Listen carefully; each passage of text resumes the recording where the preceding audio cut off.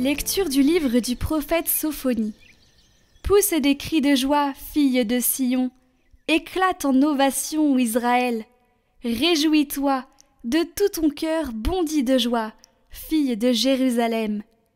Le Seigneur a enlevé les sentences qui pesaient sur toi. Il a écarté tes ennemis.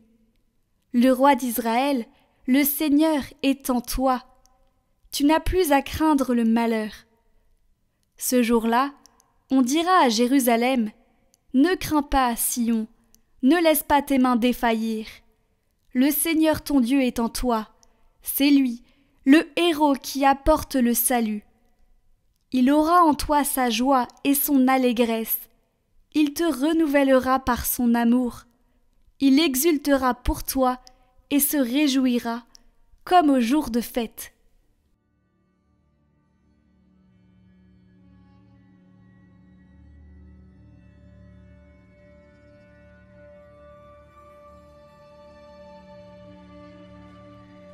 Jubile, crie de joie, car il est grand au milieu de toi, le Saint d'Israël. Voici le Dieu qui me sauve. J'ai confiance, je n'ai plus de crainte. Ma force et mon chant, c'est le Seigneur. Il est pour moi le salut. Exultant de joie, vous puiserez les eaux aux sources du salut. Rendez grâce au Seigneur, proclamez son nom. Annoncez parmi les peuples ses hauts faits. Redites-le, sublime est son nom. Jouez pour le Seigneur, il montre sa magnificence, et toute la terre le sait. Jubilez, criez de joie, habitants de Sion, car il est grand, au milieu de toi le Saint d'Israël. Jubile, crie de joie, car il est grand, au milieu de toi le Saint d'Israël.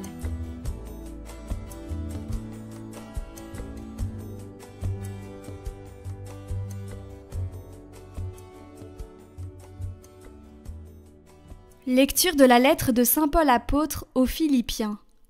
Frères, soyez toujours dans la joie du Seigneur.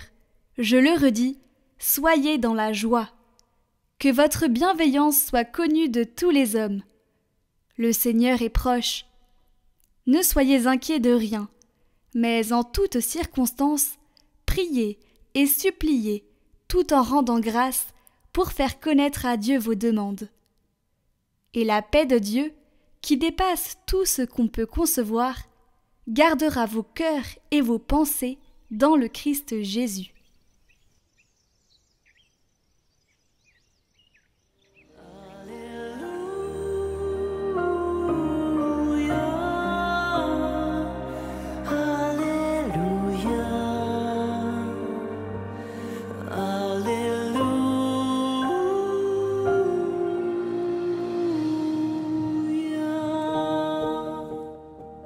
L'Esprit du Seigneur est sur moi. Il m'a envoyé porter la bonne nouvelle aux pauvres.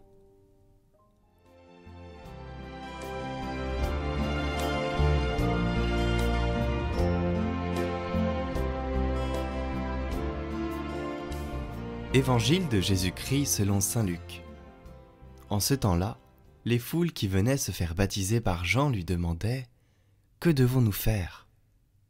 Jean leur répondait « Celui qui a 2 vêtements, qu'il partage avec celui qui n'en a pas, et celui qui a de quoi manger, qu'il fasse de même. » Des publicains, c'est-à-dire des collecteurs d'impôts, vinrent aussi pour être baptisés. Ils lui dirent « Maître, que devons-nous faire ?» Il leur répondit « N'exigez rien de plus que ce qui vous est fixé. » Des soldats lui demandèrent à leur tour « Et nous, que devons-nous faire ?» Il leur répondit « Ne faites violence à personne, n'accusez personne à tort, et contentez-vous de votre solde. » Or le peuple était en attente, et tous se demandaient en eux-mêmes si Jean n'était pas le Christ. Jean s'adressa alors à tous. « Moi, je baptise avec de l'eau, mais il vient celui qui est plus fort que moi. Je ne suis pas digne de dénouer la courroie de ses sandales. Lui vous baptisera dans l'Esprit Saint et le feu. Il tient à la main la pelle à vanner pour nettoyer son aire à battre le blé. Et il amassera le grain dans son grenier. Quant à la paille, il la brûlera au feu qui ne s'éteint pas. » Par beaucoup d'autres exhortations encore, et il annonçait au peuple la bonne nouvelle.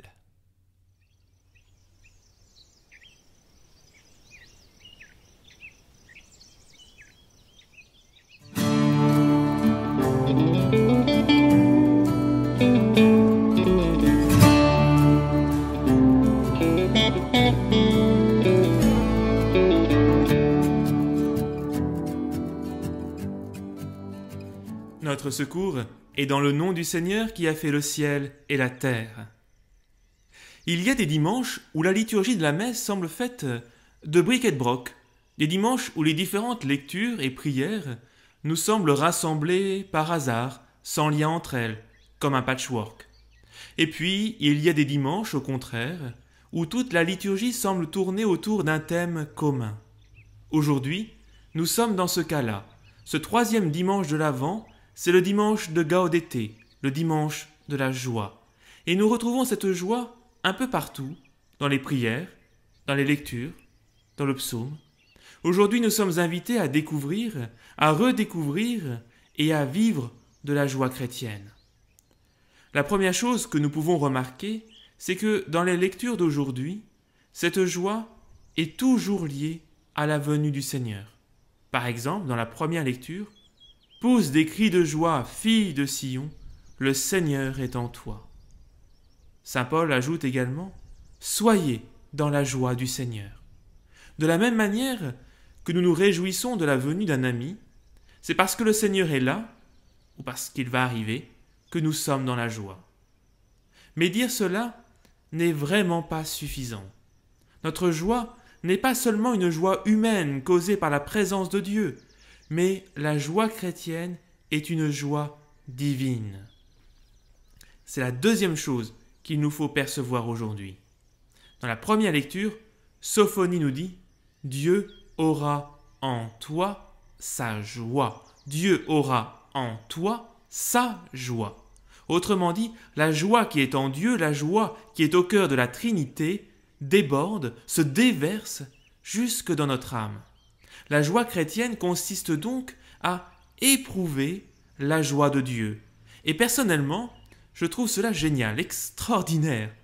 Vivre notre petite vie humaine et éprouver la joie de Dieu. Magnifique.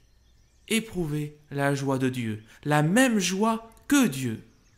Alors bien sûr, on comprend que vivre une telle joie n'est pas anodin et qu'il va falloir certaines conditions pour qu'une chose aussi extraordinaire puisse se faire.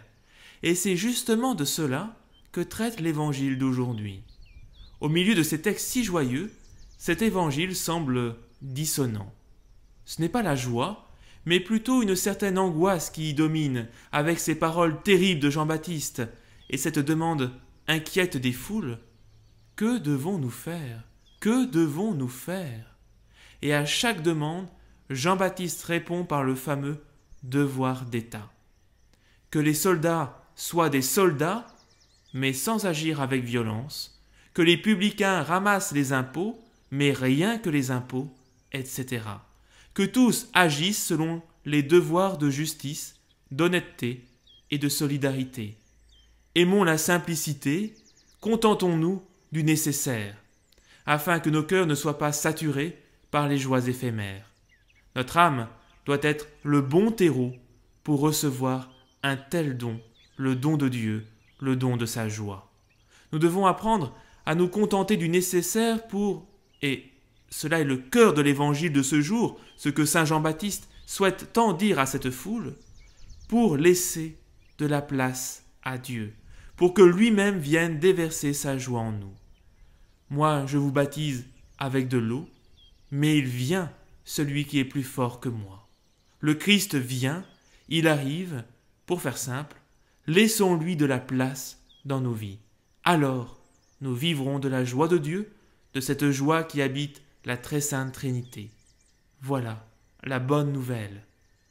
Alors, chers amis, n'ayons pas peur, la joie de Dieu ne vient pas faire cesser ou prendre la place de nos joies humaines, évidemment, mais elle vient leur donner une autre couleur et les faire grandir.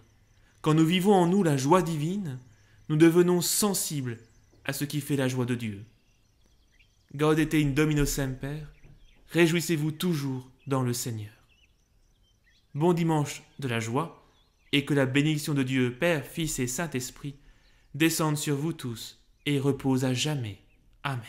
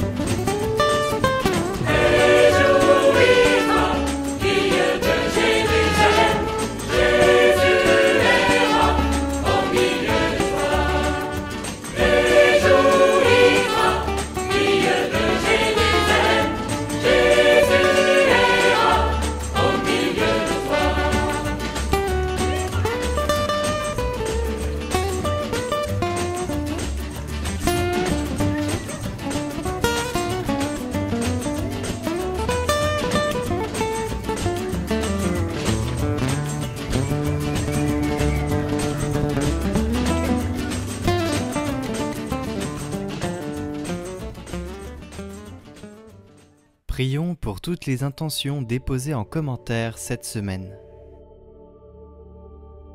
Notre Père, qui es aux cieux, que ton nom soit sanctifié, que ton règne vienne, que ta volonté soit faite sur la terre comme au ciel. Donne-nous aujourd'hui notre pain de ce jour. Pardonne-nous nos offenses, comme nous pardonnons aussi à ceux qui nous ont offensés.